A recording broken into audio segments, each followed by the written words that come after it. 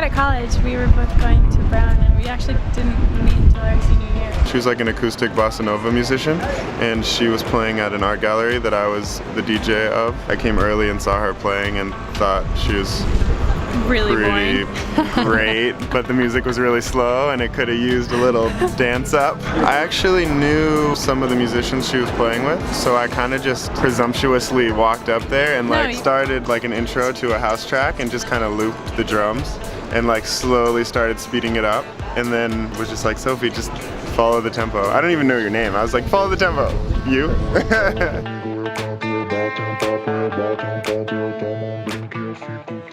I remember just being like, hey, like, why don't you just come over and like make a song? So we started working together the next day, and basically since that moment we just continued to work together.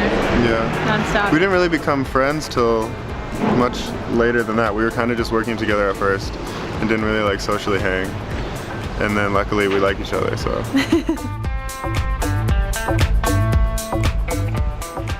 I had a fellowship to go to Brazil and just continue to learn the language and play with the musicians that I knew down there. Tukker called me up. I was like, you're not doing it.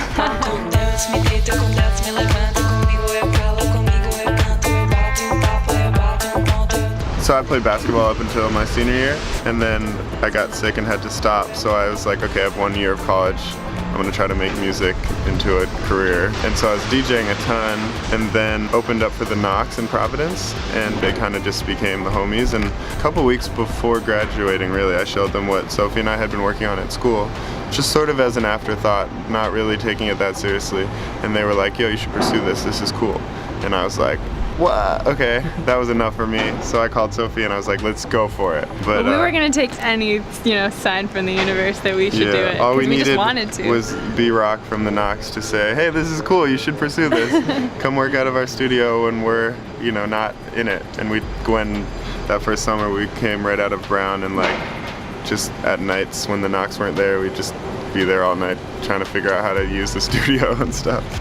When Tukker was showing B-Rock the songs, they were just songs that I had written and he had produced. But then our last week of college, we got together and we actually wrote Drinky together completely collaboratively in the same room the whole time. We felt really proud of it, but we had no idea that anybody else would like it. We didn't think it would be a hit or like on the radio in some countries or Grammy nominated. Obviously, we never thought anything like that. We didn't even know that that was the day that the Grammy nominations were coming out. And I came up to Tukker, so we don't hug ever. That's just not something we do. And I came up to him and I was like, I'm gonna hug you. I was like, something really bad or really good happened?